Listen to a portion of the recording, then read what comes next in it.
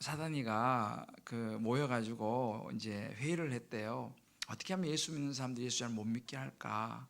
이제 이렇게 했는데 서로 이제 의견이 막 나왔죠. 야, 예수 믿는 사람들 막 박해를 합시다. 그러니까 안 된다.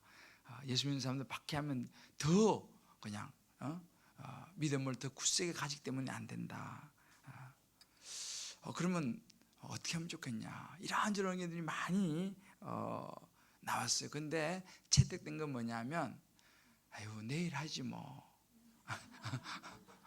다음에 하지 뭐, 이게 채택이 됐다는 거예요.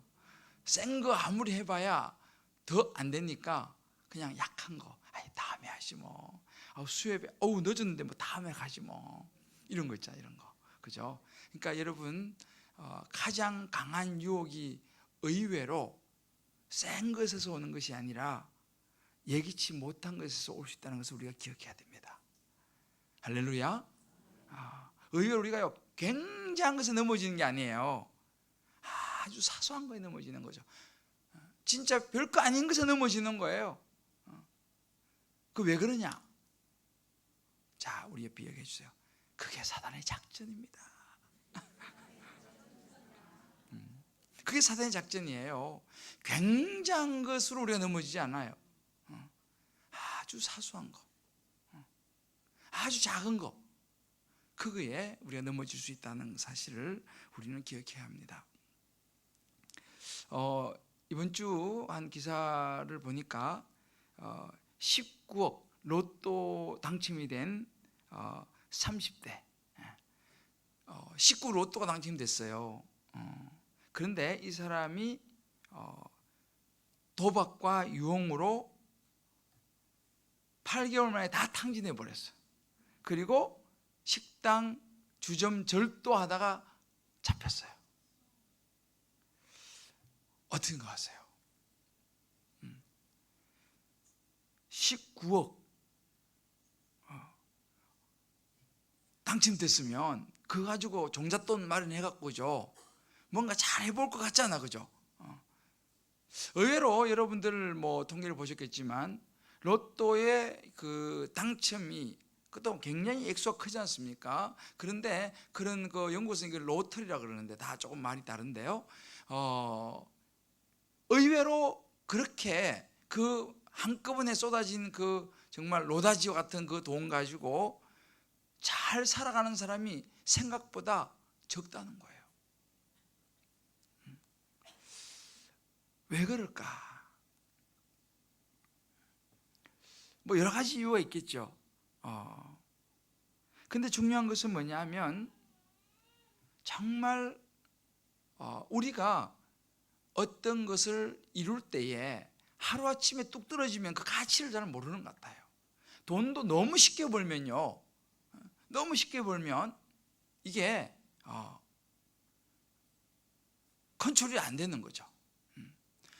저도 이제 뭐 옛날 이야기지만 시골에도 이제 가끔씩 왜 땅 부자들이 막 생기잖아요. 갑자기 막 그냥 정부에서 어느 무슨 구역이 딱 지정돼 가지고 이렇게 되면 시골에도요, 어르신들이 막 바람도 피우고요,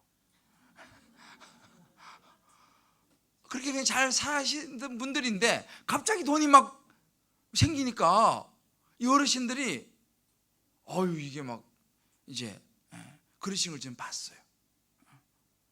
참 순수한 분들이셨는데 차라리 그냥 그런 것이 안 돼가지고 그냥 농사 지으시고 그냥 감자 심고 고구마 심고 이렇게 살았으면 오히려 참 행복하게 살았을 텐데, 이제 그런 경우도 봤죠.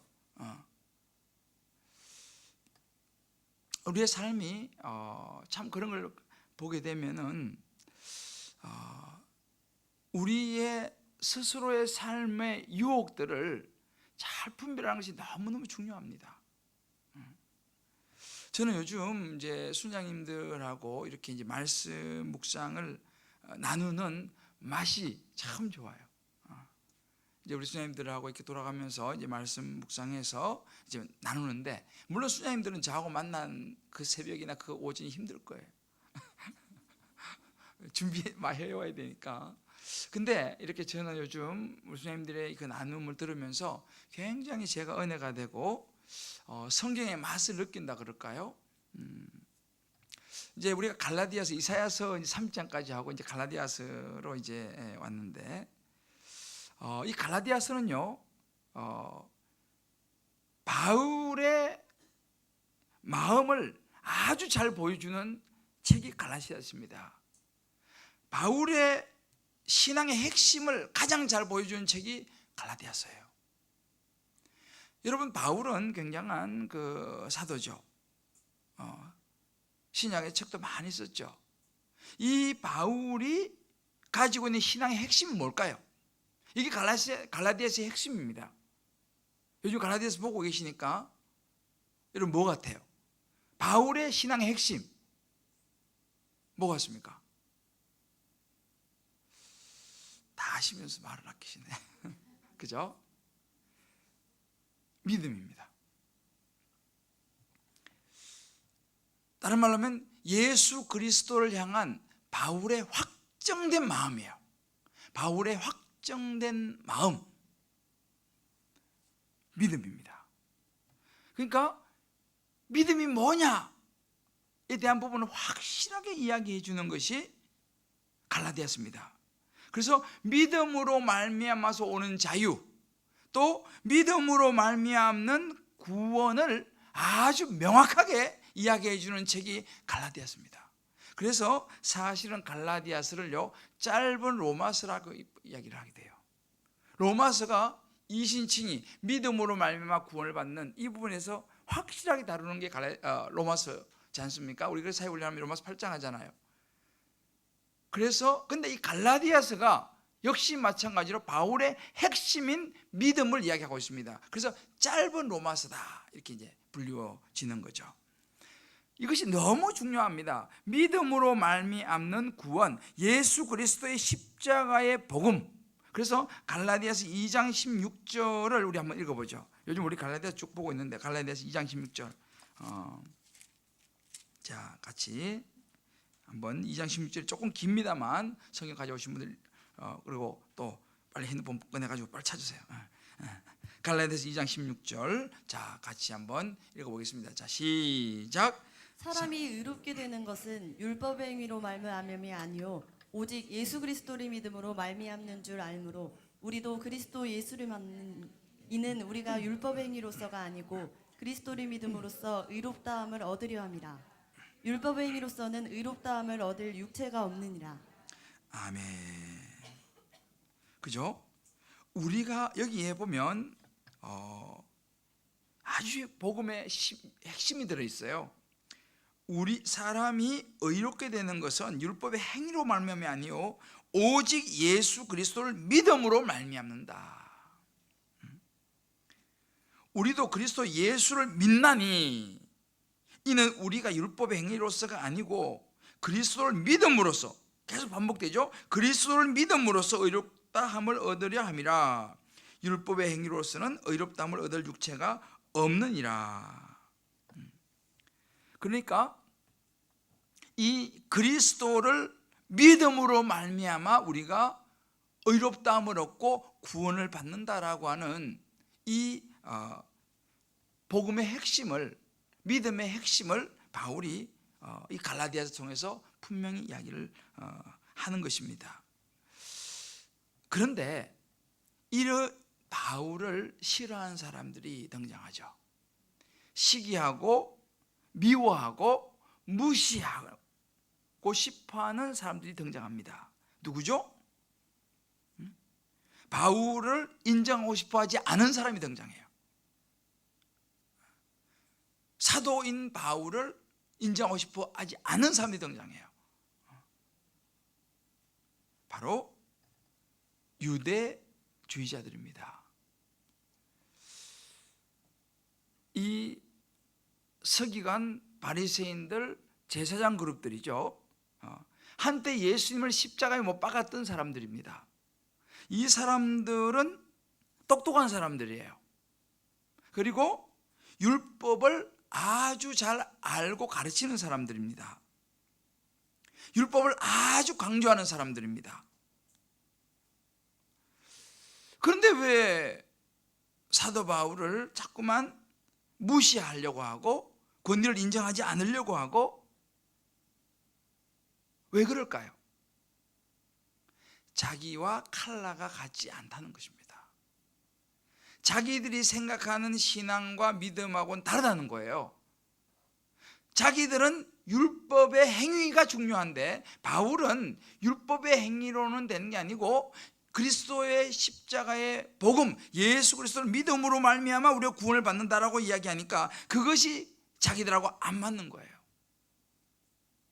그래서 바울을 무시하고 권위를 인정하지 않고 핍박하죠. 바울은 그것을 가르쳐서 다른 복음이라고 이야기합니다. 예수 그리스도를 믿는 믿음 외에 다른 것은 그건 복음이 아니다, 다른 복음이다 이렇게 말합니다. 여러분 우리가 보면 가만히 보세요. 유혹. 제가 이제 이 말씀을 이제 기도원에서 곰곰이 이제 묵상을 하면서 딱 떠오르는 것이 뭐냐면 이 가장 강한 유혹이라는 이 제목이었어요. 오늘을 살아가는 저와 여러분에게 가장 강한 유혹이 뭐겠느냐? 그죠? 이 현대를 살아가는 우리에게 가장 큰 유혹이 무엇이겠느냐? 바울이 우리에게 이야기하고 갈라디아서가 보여주는 것이 뭐냐면 자기의 생각하는 믿음, 자기가 생각하는 가치관, 그 중심에는 자기가 주인공이 되고 싶은 마음, 이것이 어찌 보면 가장 큰 유혹이 아닌가 싶어요. 그러니까 그 유혹은 다른 주변에서도 오지만 결국은 내 안에서 올라오는 것이죠. 그래서 요즘 가끔 제가 말씀드리지만 포스트 모던 시대에 우리가 살아가고 있는 시대를 포스트 모던 시대라고 보통 말하는데 이 포스트 모던 시대의 핵심은 뭐냐? 나도 신이 될 수 있다 이것입니다. 내가 생각하는 것이 곧 진리다라고 이야기하는 거예요. 다시 말하면 내 말이 맞다라고 하는 거죠. 당시에 이 유대의 지도자들, 이 유대주의자들이 바로 그런 율법이라고 하는 자기들이 생각하는 구원, 믿음에 완전히 사로잡혀 있었습니다. 그거 아니고는 인정하고 싶지 않죠. 그래서 예수님이 십자가 못 박은 거 아니에요. 자기들 생각이 다르다고. 그것 때문에 역시 바울도 계속적으로 핍박을 받고 있습니다. 그래서 바울이 아예 작심을 하고 이 갈라디아서를 통해서 다시 한번 헷갈리는 성도들 헷갈리는 거예요. 이제 이런 유대주의자들이 이렇게 이야기하니까 성도도 헷갈리겠죠. 그러니까 헷갈리고 흔들리는 성도들에게 확실하게 무엇이 구원을 얻는 믿음이냐를 다시 한번 확실하게 짚어주는 것이 갈라디아서입니다.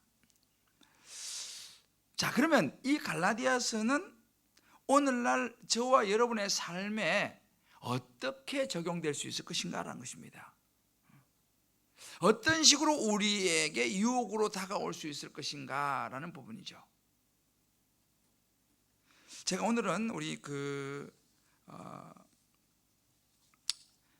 우리 순장님들 또 묵상 나눔도 좀 나누면서 실제적으로 우리의 삶 속에서요 이런 식으로 유혹이 다가올 수 있다라는 것을 한 두세 가지만 여러분과 좀 나눠보려고 해요.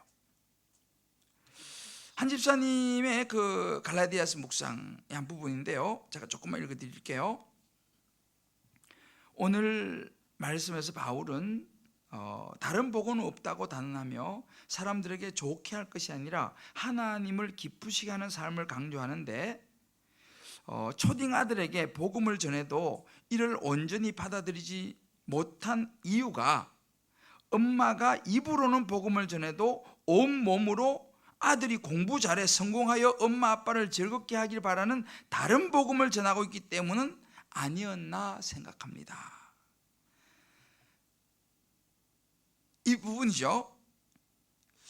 왜 우리 아들이 복음을 온전히 받아들이지 못할까를 자꾸 묵상해 보니까 이유가 엄마가 입으로는 복음을 전하는데 온몸으로는 아들이 공부 잘해서 성공하여 엄마 아빠를 즐겁게 하기를 바라는 다른 복음을 전하고 있는 자기 모습을 발견했다는 것입니다.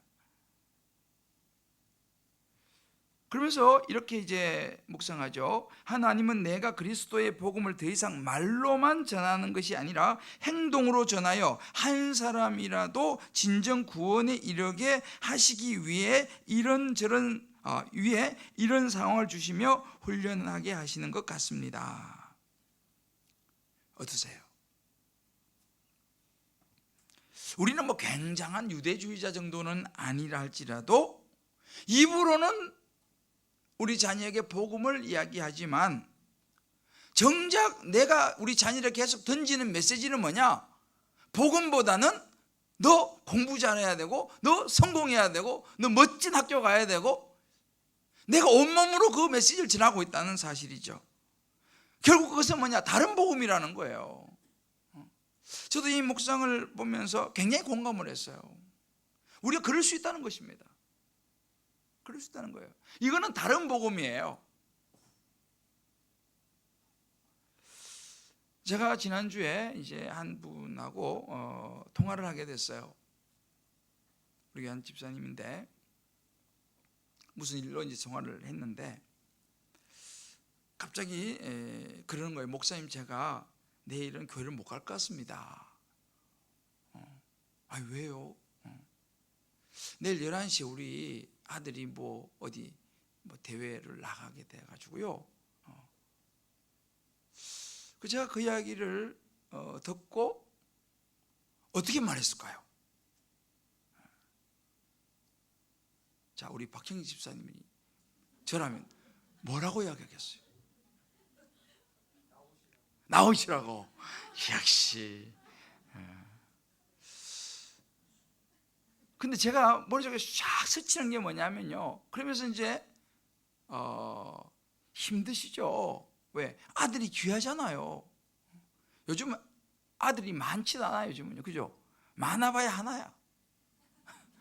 어쩌다가 둘, 물론 뭐 한 셋, 넷 놓는 분들도 있긴 있어요. 아들이 귀하죠. 그러면서 목사님, 예배가 9시만 돼도 어떻게 해보겠는데 11시에서 목동에서 이제 있으니까 아무래도 예배드리기 어렵겠다는 거죠. 저는 그 말이 무슨 말인지 이해가 가요.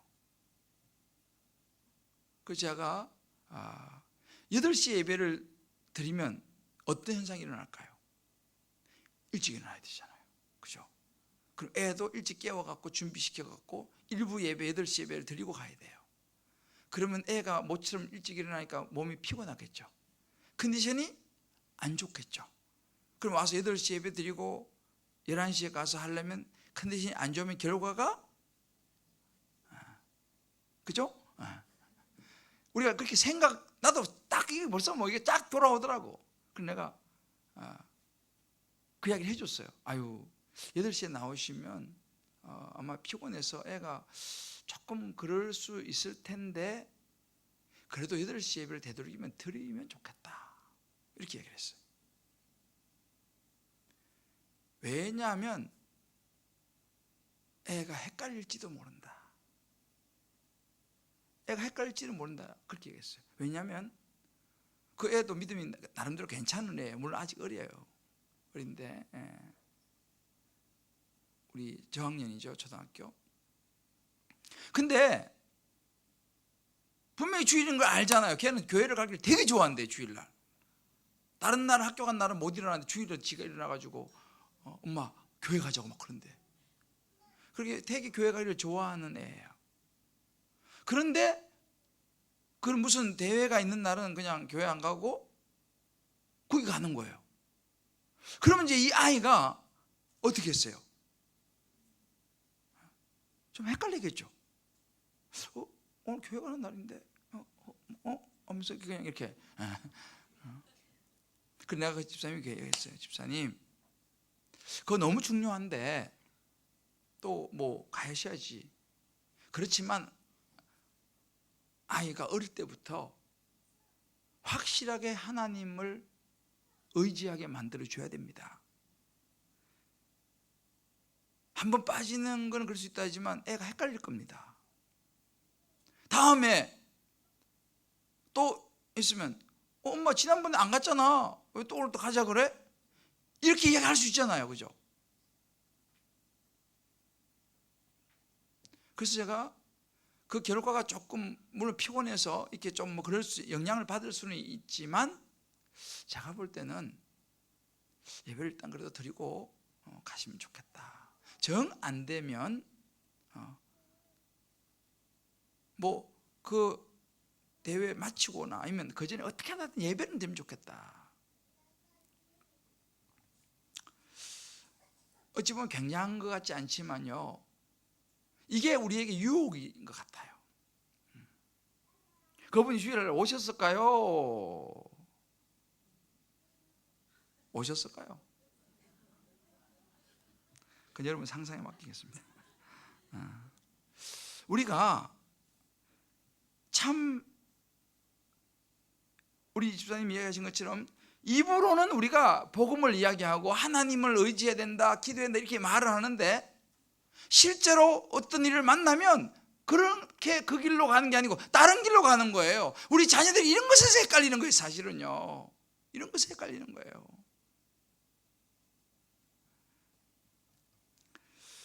다른 복음이 뭐 굉장히 이단에 빠지고 이런 게 다른 복음이 아니라, 물론 그런 것도 맞지만 우리의 삶에서 아주 사소한 것 같이 보이는 그것에서부터 예수 그리스도를 믿음으로 말미암는 구원, 가장 중요한 우리 인생의 주인, 창세기 1장 1절, 요즘 창세기 나오잖아, 그죠? 창세기 1장 1절도 나오는 브레시트 바라 엘로힘, 하나님이 주어예요. 하나님이 주어. 그러니까 우리가 하나님이 주어가 돼야 되는데 하나님이 슬그머니 그냥 때로는 그냥 그 자리에 내가 들어가고 내 생각이 들어가 버리는 거예요. 그러다 되니까 굉장한 유혹이 아니라 슬그머니 들어오는 이 유혹, 이것이 강할 수 있다는 사실이에요. 그러니까 우리가 삶에서 특히 우리는 요즘 자녀에 대해서 관심이 많지. 저도 우리 자녀가 둘이 있으니까 관심이 많아요.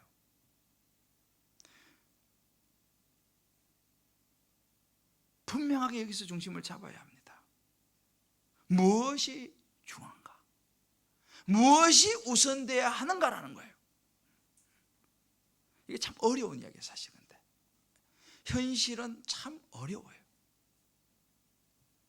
또 한 가지의 그 우리 유혹이라고 말할 수 있는 것은 뭐냐, 바울이 4장 9절에 이렇게 말합니다. 어찌하여 다시 약하고 천박한 초등학문으로 돌아가서 다시 그들에게 종노릇 하려 하느냐. 초등학문이라고 하는 이 유혹이 있어요. 이 초등학문이 뭘까요? 초등학교 교과서 이야기하는 거 아니겠죠? 네, 율법이라고 말할 수 있어요. 그런데 율법이 굉장한 것 같지만 율법은 어찌 보면 기초라는 거예요. 기초. 그것을 가지고 실제 우리가 삶에 살아내는 것이 너무너무 중요한데 자꾸만 우리는 어떤 율법 쪽으로 가려고 한다라는 것입니다. 제가 말씀드렸죠. 율법의 핵심에는 뭐가 있냐면요, 나의 생각이 있어요. 율법의 핵심에는 나의 의가 있습니다. 제가 바리새인들 좀 전에 유대주의자들 이야기해 줬지 않습니까? 이 내 마음대로 하고 싶은 생각, 이게 초등학문입니다. 우리는 거기로 돌아가고 싶어요. 나도 모르게. 우리 이 초등학문에 대한 묵상을 제가 조금 읽어드릴게요. 나의 초등학문은 어떤 것이었을까? 하나님을 알지 못했기에 인생을 살아가는 데 있어 나는 내가 정한 규칙이나 세상적인 이치에 맞추어 사는 것이 편하고 그것만이 옳은 일인 줄 알고 살아갔었다. 언제나 일정한 속도로 상승세에 있는 재물이나 명예를 갖는 인생이 잘된 인생이며, 나는 성실함으로 성공적인 방향으로 될 것이며, 남편은 모든 일에 내 말에 귀를 기울일 것이며, 술 한 방울 입에 대지 않고 일찍 집에 들어와서 가정을 최우선으로 하여 돌보는 사람일 것이며, 자녀는 당연히 모범생이며 예의도 바를 뿐만 아니라 공부도 잘하고 인기도 많은 사랑스러운 말만 하는 자녀만 있는 줄 알았다. 처녀 시절에 시집을 갔겠죠? 애를 낳았겠죠? 남편은 모든 일에 귀를 기울이고 술 한 방울 입에 대지 않고 일찍 집에 들어와서 가정을 최우선으로 돌보는 사람이고, 자녀는 당연히 모범생이고 예의 바르고 공부도 잘하고 인기도 많고 사랑스러운 말만 하는 자녀였을까요?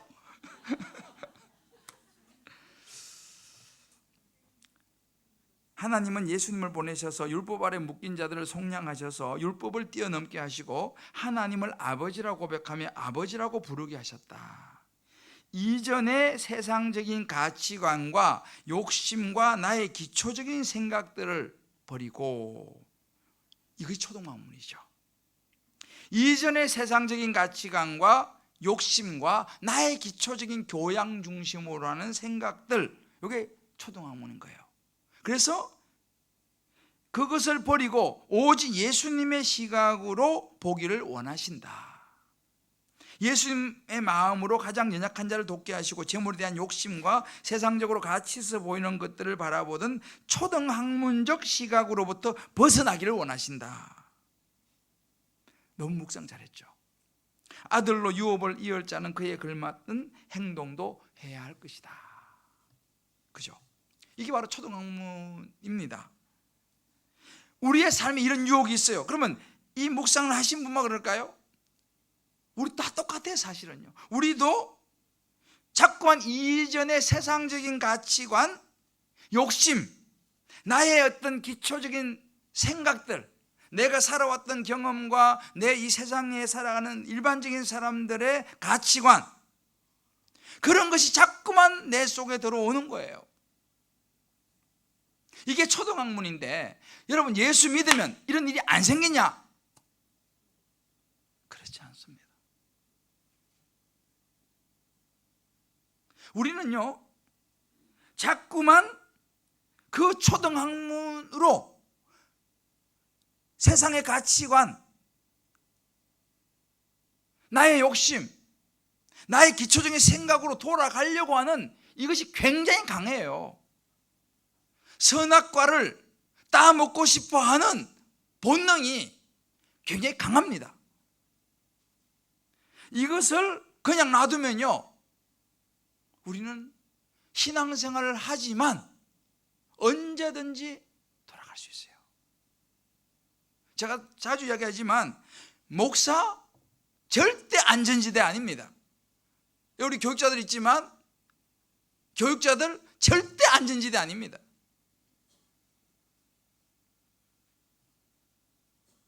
저는 요즘 목회를 하면서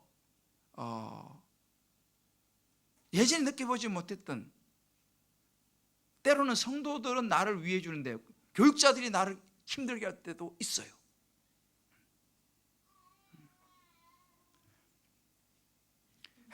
아멘 하잖아. 아멘.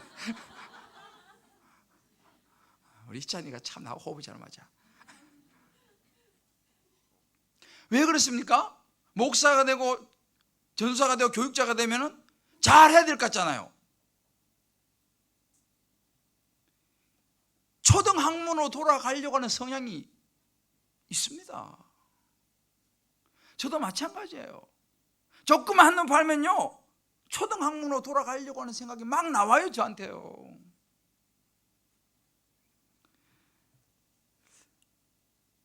이 유혹이 생각보다 셉니다, 여러분들. 강해요. 강해요. 19억 로또 당첨된 그 사람이요, 어떻게 하다 잡혔냐면요, 택시 타고 가면서 택시 운전사한테 내가 옛날에 19억 1등 당첨된 사람이라고 막 자랑을 한 거야. 그래가지고 경찰이 하여튼 어느 택시를 타고 누구 한지 어떻게 알아, 그죠? 근데 그 택시 운전사한테 막 자기 자랑해갖고 택시 운전사가 이제 무슨 뭐가 나오니까 제보를 한 거예요. 그래서 19억 로또 맞은 사람 쫙 찾아보니까 그래서 바로 잡혔어. 이 사람은 늘 뭐에 쳐서 그때 19억 로또 맞았 그때가 좋았는데 그러고 사느니 열심히 일을 해가 돈을 벌어야 되는데 우리는요 사람이 참 안 바뀝니다. 참 안 바뀌어요.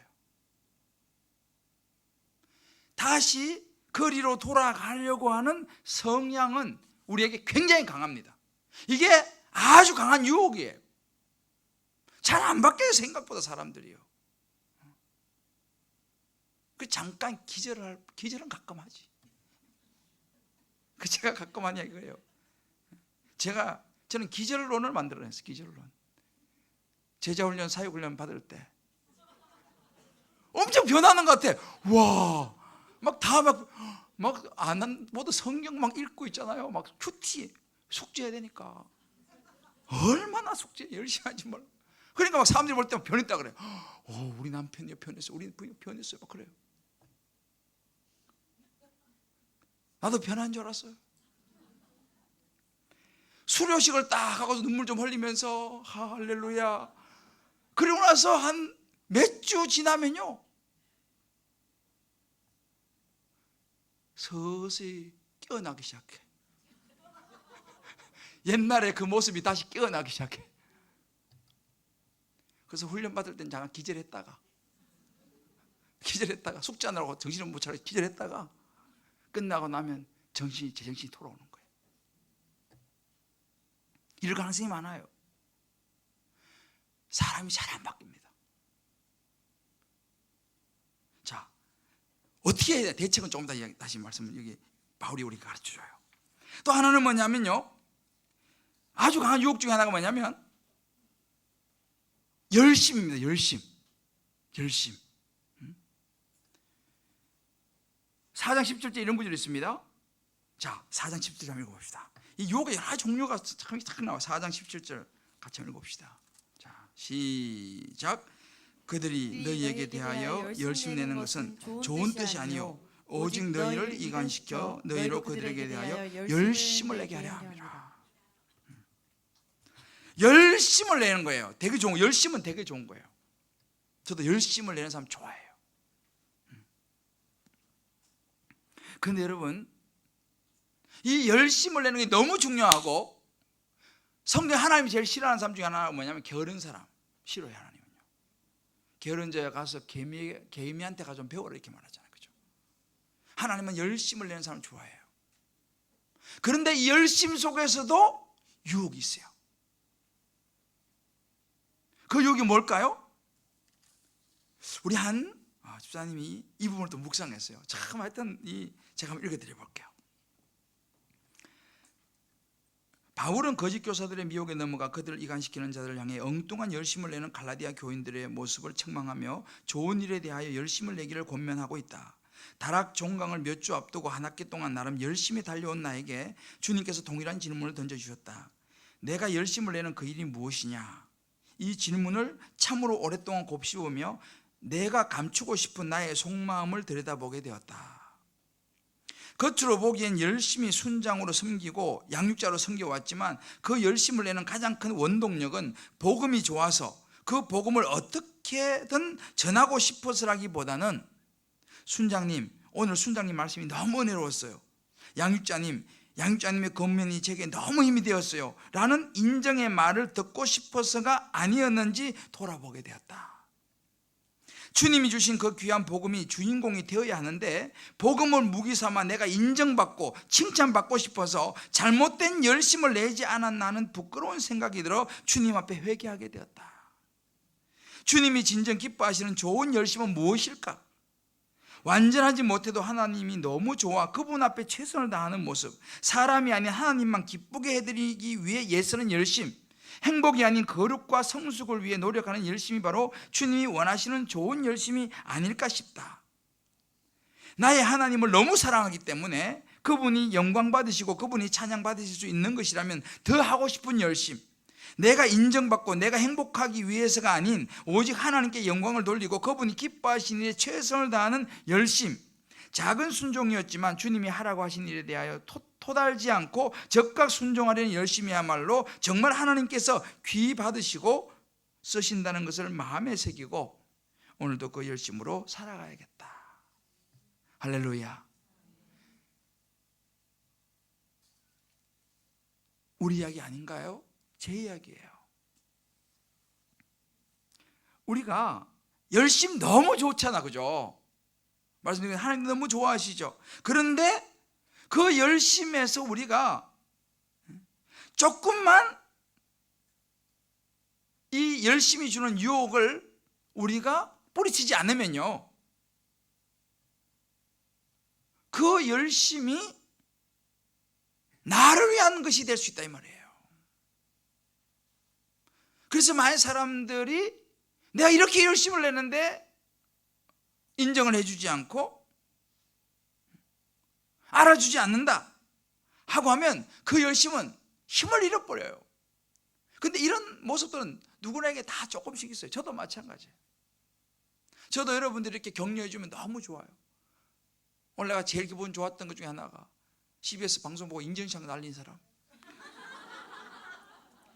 너무너무 사랑스러워서 내가 그냥 아이스크림이라도 하나 쏠까 하다가 내가 저도 너무 고마운 거예요. 왜냐면 그 인증샷 보가지고 인증샷 날린 거 너무 고마워서 이번 정말 제가 아주 고마웠어요.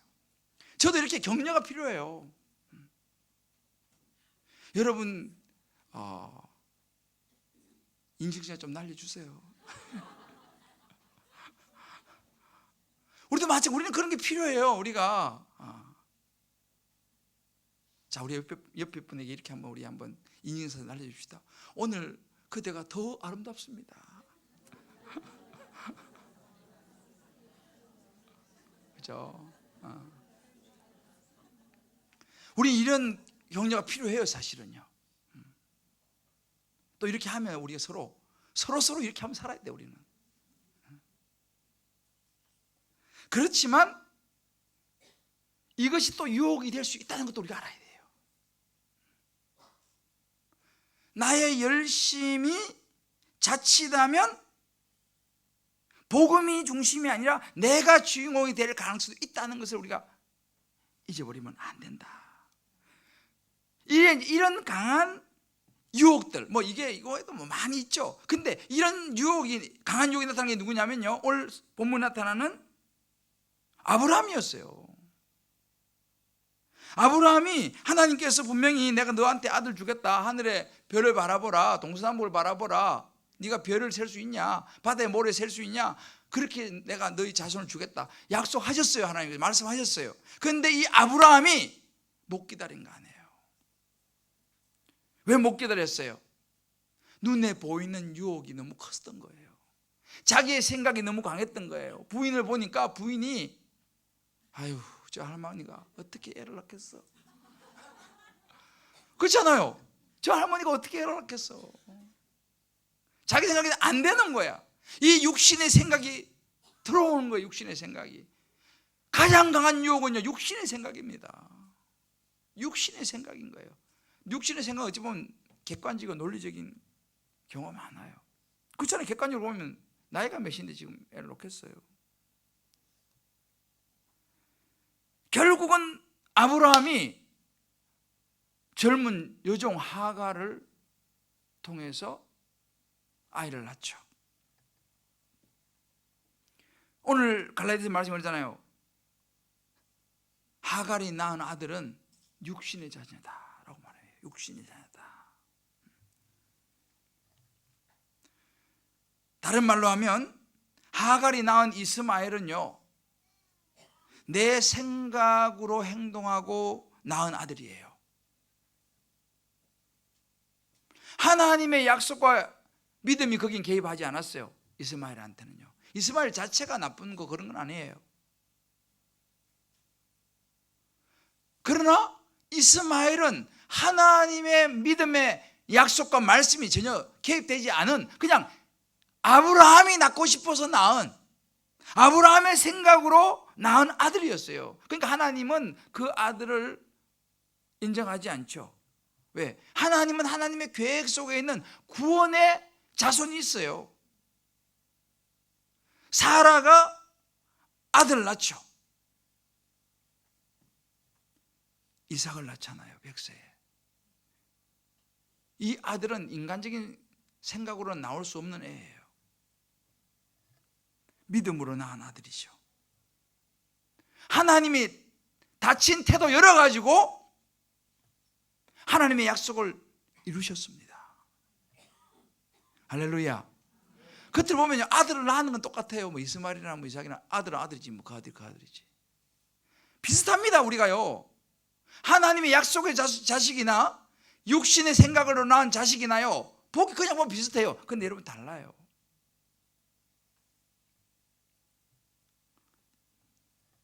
제가 오늘 놀라운, 오늘 우리 여순 권사님 댁에 가서 이제 예배 드렸거든요. 근데 제가 놀란 게 뭐냐면, 권사님이 이제 헬리오시티, 권사님 나이가 이제 연세가 이제 7학년 고학반으로 가고 있어요. 근데 우리가 이제 우리 권사님이 헬리오시티를 이사 가기를 간절히 원했어요. 그 연세에 주여 집을 주옵소서. 그죠? 근데 우리가 그 헬리오시티를 이렇게 이제 전도를 많이 했거든요. 여리고 돌면서. 그러면 중간에 가면 항상 서서 기도하는 포인트가 있어요. 거기 있어요. 딱 포인트가. 그럼 거기 돌고 거기 딱 가서 항상 거기서 우리가 찬양하고 기도하고 손 들고 그 이렇게 기도하는 그 포인트가 있거든요. 나와 보신 분들 알아요. 이렇게 운전 면허 시험장 들어가는 거 이렇게 문 열고 들어가서 그 앞에 이렇게 이제 거기서 딱 항상 딱 해가지고 보는 데가 딱 있어요. 근데 오늘 놀란 게 뭐냐면, 오늘 가가지고 권사님 집에 가서 창가로 딱 이렇게 창문이 이제 문 있잖아요. 베란다 문. 딱 보니까 바로 거기가 정면으로 보이는 데야. 정확하게 거기에요. 그래서 내가 깜짝 놀랐어요. 이거는 모르는 사람은 몰라. 우리가 딱 서가지고 기도하는 그 포인트가요, 정확하게 보입니다. 앞에 딱 태웠어요. 거기만 딱 거기에요. 야, 할렐루야. 제가 놀랐다니까요. 할렐루야. 딱 아멘하잖아. 근데 우리가 손 들고 기도하면서요, 우리가 뭔지 어떻게 알아요, 그죠? 근데 아무튼 손 들고 딱 기도했는데 바로 그 가장 앞에 있는, 가장 잘 보이는 그 동에 그것도 1차는 떨어졌어요. 떨어져가지고 태문이 다 닫혔어. 우리 기도했는데 이거 왜 안 되나? 근데 닫혔던 문을 다시 열어가지고 추가 합격으로. 우리 하나님 하시는 게 놀라워요. 할렐루야. 진짜 다음에 여리고 돌아가신 분들 그 집안 가봐요. 가서 딱 바로 딱 정확하게 딱 보여요. 이야. 여러분 한 가지만 더 얘기할까요? 우리가 여리고 돌 때마다 포인트가 있어요. 그죠? 돌 때 여기 저 수협 앞에 우리가 옛날에 우리은행 자리 수협 앞에 거기서 우리 항상 마지막 기도하고 했잖아요. 그죠?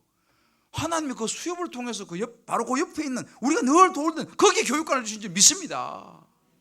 우리는 그것도 모르고 저 미사리 가가지고 어디 없나 그러고 다녔는데, 하나님께서요, 우리가 여리고 늘 돌고 마지막 포인트에 그 기도하는 자리 있잖아요.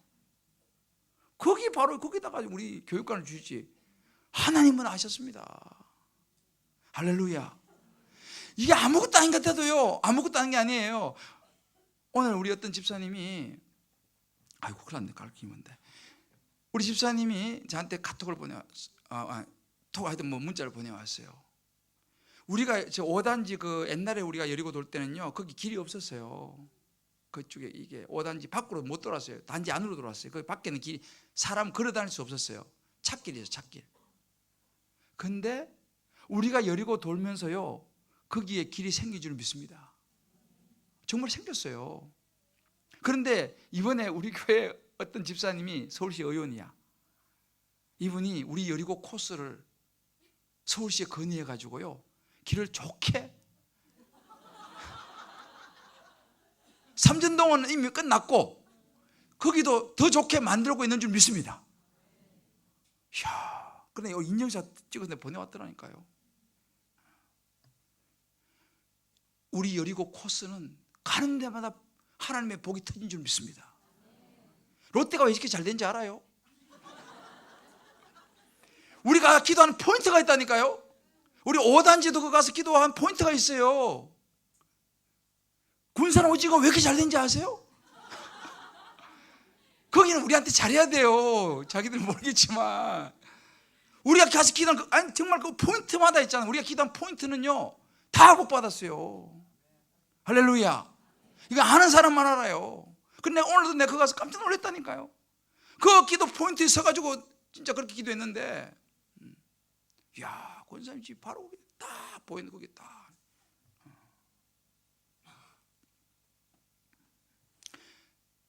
이것이 사라가 낳은 약속의 아들 이삭인 줄 믿습니다.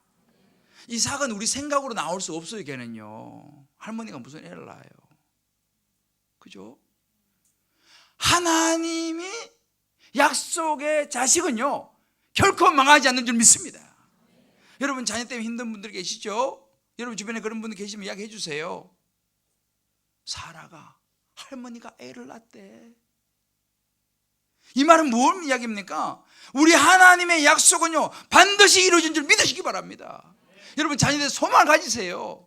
포기하지 마세요. 지금은 뭐 아이고 제가 뭐 사람 되겠어? 라고 생각할 수 있어요. 우리가 아이고 저래가지고 사람 되겠어? 나중에 보세요. 사람 됩니다. 멋진 사람 될 줄 믿습니다. 다만 기도하는 사람이 그냥 되는 건 아니고 약속을 붙들고 계속 기도하고 나아가는 사람 하나님이 역사할 줄 믿습니다. 이제 이런 간증들이 나올 거예요, 여러분들이요. 근데 이거는 기도한 사람은 되지만 기도 안 한 사람은 그건 뭐 왜 하나님 약속을 붙잡지 않고 그냥 자기 생각대로 가는 하갈의 자손은 그건 빛을 못 봐요. 바울이 이렇게 말합니다. 5장 1절에 보면요, 그러므로 굳건하게 서서 다시는 종의 멍에를 매지 말라 이렇게 말합니다. 그러면서 이렇게 말해요. 5장 10절에 자 5장 10절을 한번 읽어봅시다. 자, 5장 10절 시작.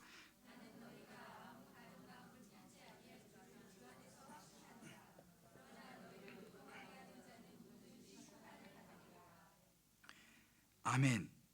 너희를 요동하게 하는 자 이렇게 얘기하죠. 우리를 요동하게 하는 자가 있다 이 말이에요. 12절에는요 너희를 어지럽게 하는 자들은 이렇게 나옵니다. 보세요. 세상은요 사단은요 우리를 요동하게 하고요 우리를 어지럽게 만듭니다. 이게 유혹이에요. 사단은요 이렇게 우리를 유혹합니다. 우리를 막 요동시켜요. 막 마음을 막 격동시켜요. 그리고 우리를 어지럽게 합니다. 이게 10절 12절 나오잖아요. 우리를 막 어지럽게 합니다. 그 13절 이렇게 말해. 형제들아 그러나 자유로 육체의 기회를 삼지 말고 오직 사랑으로 서로 종로를 하다 하고 초기에 나오는데요. 자 그러면 이런 우리의 삶에 다가오는 유혹을 이기려면 어떻게 되냐? 이게 오늘 46장의 말씀이에요. 이거 토요일날 말씀인데, 자 그래서 이걸 제가 간단하게 말씀을 드릴게요. 굉장히 중요한 부분이 들어있어요. 자 이런 강한 유혹, 우리의 삶의 육체의 소욕 이기려면 어떻게 되느냐? 6장 1절로부터 4절 말씀에 나옵니다. 자 6장 1절부터 4절 한번 띄워줘 봐요. 여기서 여러분 반복되는 말이 있어요. 이게 바로 우리가 그 유혹을 이기기 위해서는 이거 붙잡아야 돼요. 자, 천천히 읽어보면서 반복되는 말 찾아보세요. 자, 시작.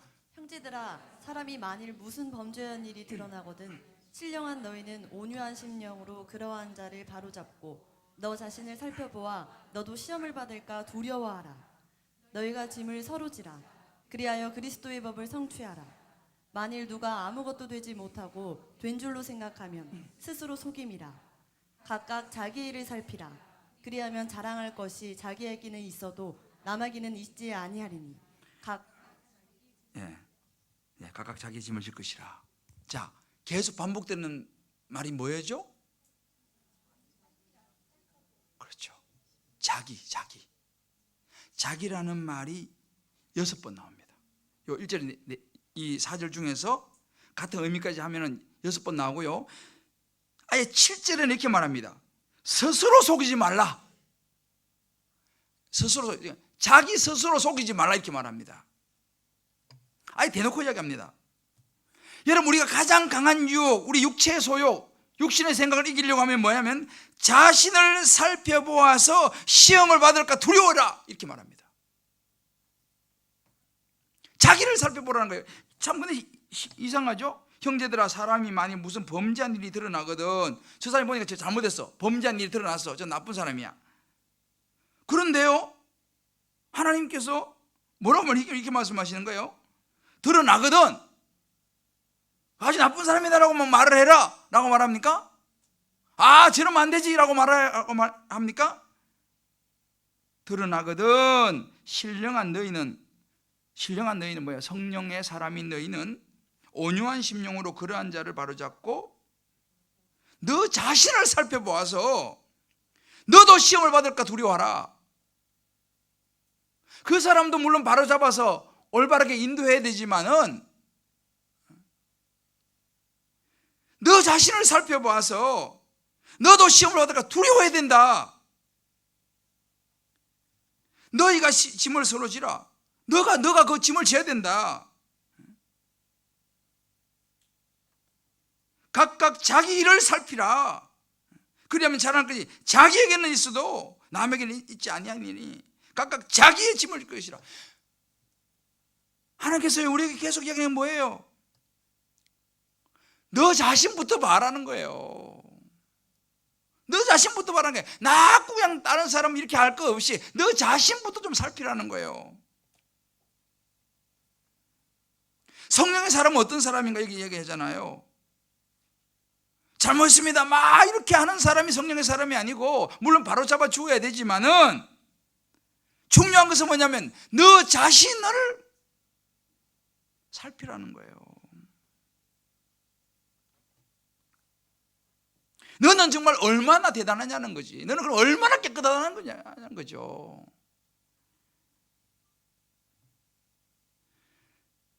자신의 약함을 돌아보면서 상대방을 받아줄 수 있어야 되는데, 이게 바로 어떤 경향입니까? 저는요, 제자훈련 사역을 참 많이 했어요. 수백 명을 했잖아요. 우리 교회는요, 가르치는 경이 강한 교회예요. 양육이 아주 강한 교회입니다. 장점이죠, 사실은. 우리 교회는 그래서 이단들이 쉽게 잘 못 들어와요. 왜냐하면 우리는 양육받고 이게 그래도 방심해서는 안 되지만 장점을 가진 교회입니다. 근데 여러분, 한 가지 생각해야 될 게 있어요.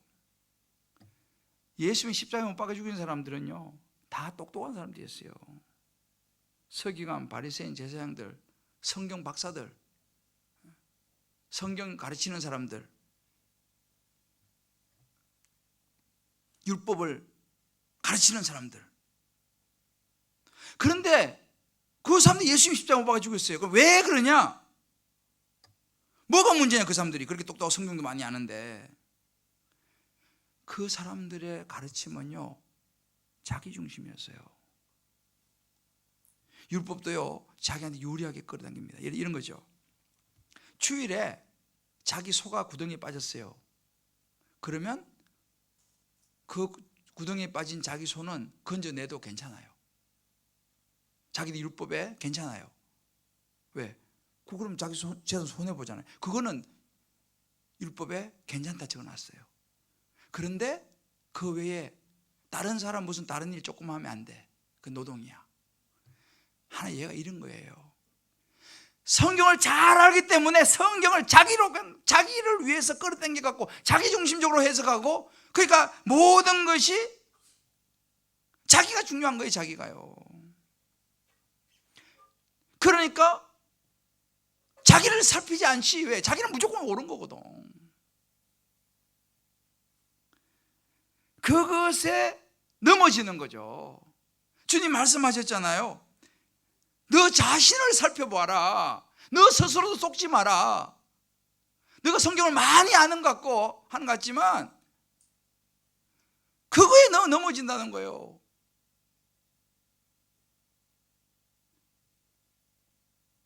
제가 그 대표적인 케이스 아니에요. 우리가 이런 유혹에 넘어가지 않으려면요, 정말 우리 자신 스스로 내가 좀 더 안다 라고 생각하는 우리 자신 스스로를 날마다 살펴보고, 혹시라도 내가 시험에 빠지지 않도록 우리 자신들을 먼저 살펴야 될 줄 믿습니다. 자, 그래서 자기를 자꾸 봐야 돼요. 다른 사람 잘못한 거 있죠. 바로 잡아줘야죠, 지혜롭게. 그러나 주님은요, 그것도 중요하지만 더 많이 이야기하는 것은 너 자신을 살펴봐라는 거예요. 너 자신을 살펴봐라. 그래서 너도 그런 잘못 저지르지 않도록 조심해라 이거예요. 그래서 저도 제가 목사로서 가끔씩 목사님들이 이렇게 이제 그런 뉴스거리가 나오잖아요. 옛날에는 저도요, 어떻게 막 그랬는데요, 요즘은 내가 그래 하지 않아요. 요즘은 그런 기사가 뜨면요, 아이고 나도 조심해야겠다 이 생각을 하는 거예요. 어디든지 우리 부인 꼭 데리고 다녀야겠다 이 생각을 하는 거예요.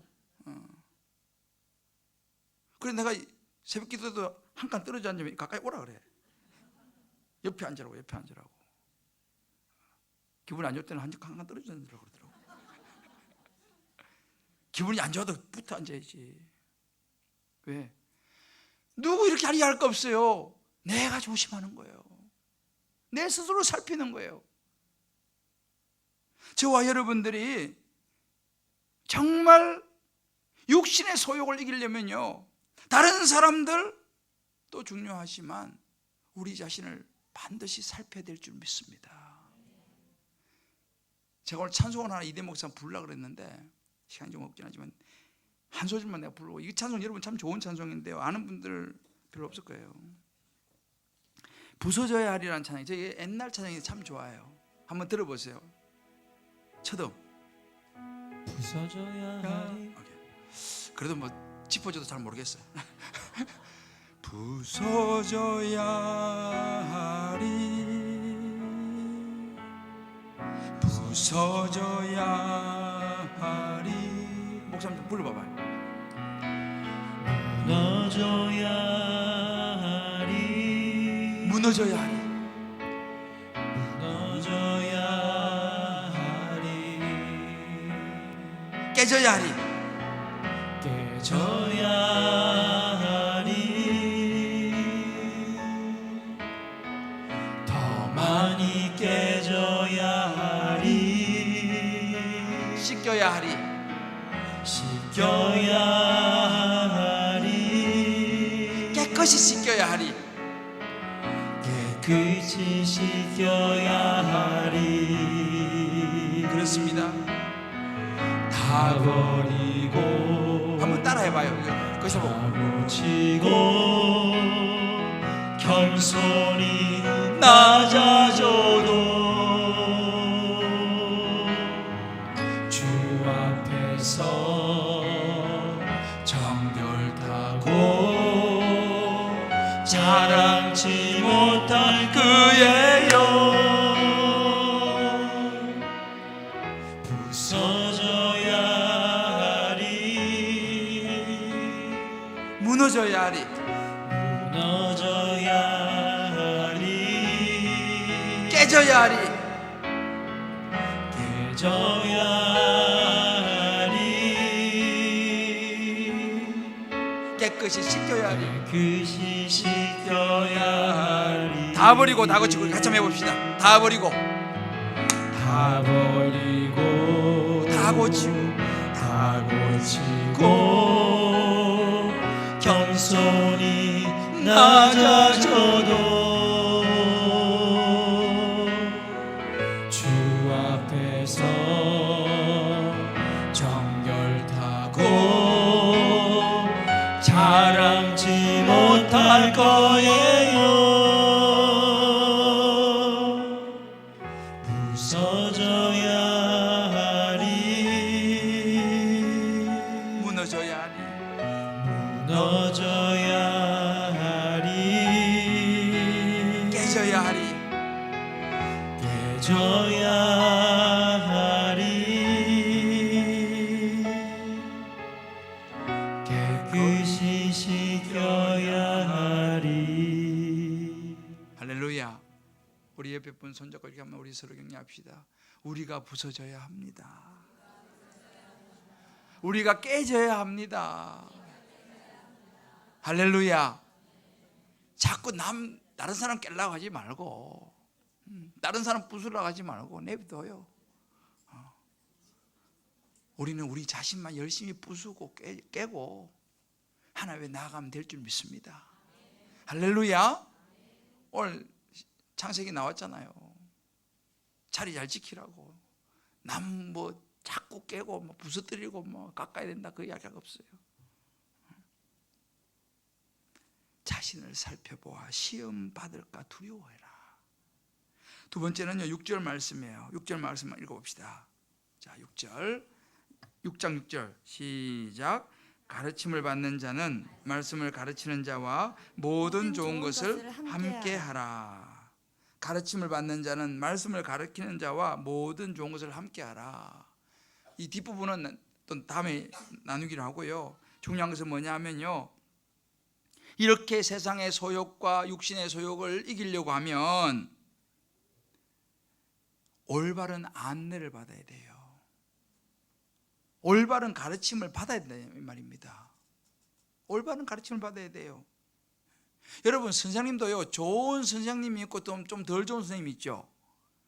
학생을 잘 가르치는 선생님이 있고 좀 덜 가르치는 선생님이 있어요. 그죠?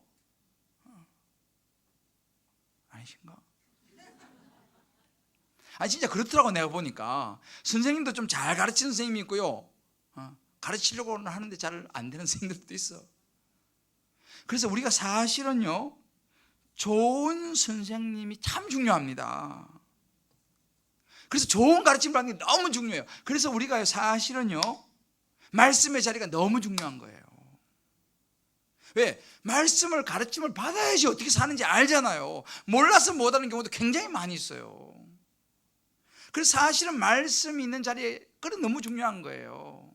그 다락방이 너무 중요한 거예요. 다락방에서 잘 배워야 되거든요. 가르침을 잘 받아야 되거든요. 그 주의를, 그런 교회 목사도 되게 중요해요. 목사가 잘 가르쳐서 성도를 잘 인도해야 되거든요. 저도 참 그런 면에서 많이 책임감을 느껴요. 뭐 하더라도 요거 하면 우리 성도들에게 도움이 될까? 늘 이 생각을 하는 거예요. 이거 하면 우리 성도들에게 도움이 될까? 이런 생각하는 거죠. 좀 피곤해도 우리 성도들을 위해서라면 내가 이거 해야겠다. 우리 수녀님들도 그러잖아, 그죠?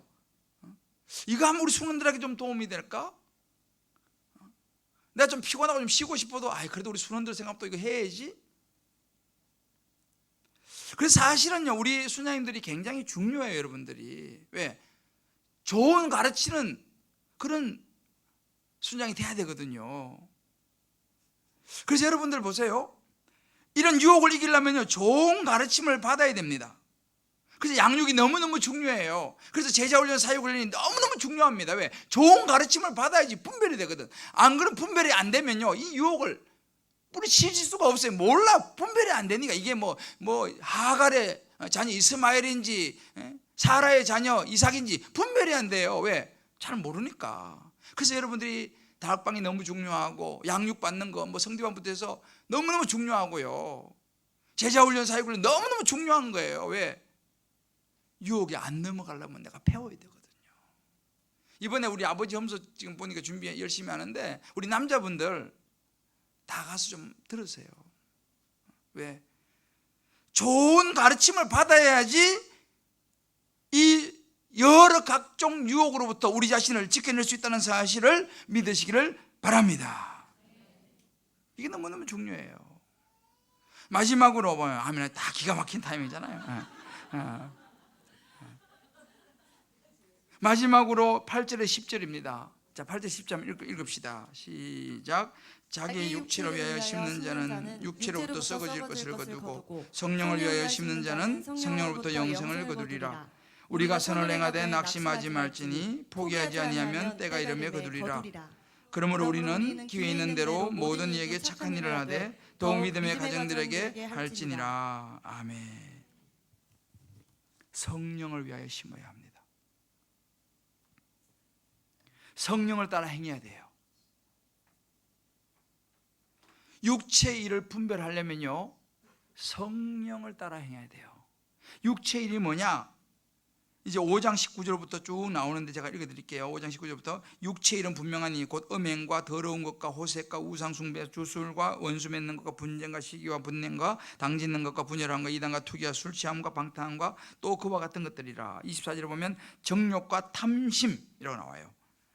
또 26절에 보면 서로 노엽게 하고 서로 투기하는 거, 이거는 육체의 일이에요. 나중에 한번 잘 묵상을 해보세요. 서로 막 노엽게 하고요, 막 투기하게 하고요, 막 기분 안 좋게 만들고요, 이거는요 육체의 일이에요. 경계하고 십자가에 못 박으라 말합니다.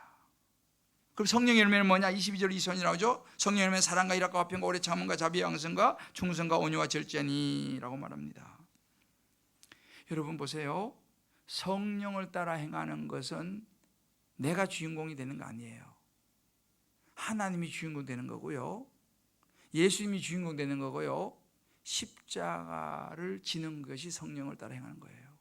그런데 자꾸 내가 주인공 되려고 그러고요, 자꾸 내 의도대로 모든 걸 자꾸 하려고 그러고요, 이것은 육신의 일로 흐를 가능성이 큽니다. 21절에 보면요, 경계하라 그래요. 경계해야 합니다.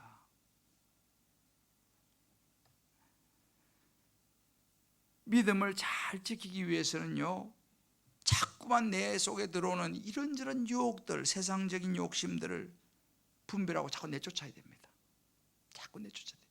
그래서 우리가 새벽 강단에 매일매일 기도하면 영의 생각을 하게 해주옵소서. 영의 생각을 하게 해주옵소서. 성령이여 나를 주장하여 주옵소서, 그 말이거든요. 그래도 사단은 시탐과 노립니다. 오늘 여기서 말하잖아요, 바울이. 육체를 위하여 심는 자는 육체로부터 썩어진 것을 거두고 성령을 위하여 심는 자는 성령으로부터 영생을 거두리라. 저와 여러분이 성령을 심는 자 되시기를 주의 이름으로 축복합니다. 우리 사랑하는 성도님들, 우리의 삶에는요, 이렇게 저렇게 우리를 유혹하는 사단이가 우리 육신의 생각을 타고 들어옵니다. 육신을 타고 들어와요. 자꾸 그냥 나 주장하게 만들고,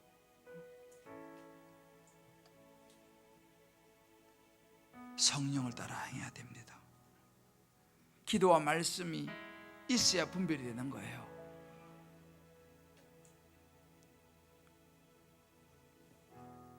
다시 옛날 모습으로 돌아가서 안 됩니다.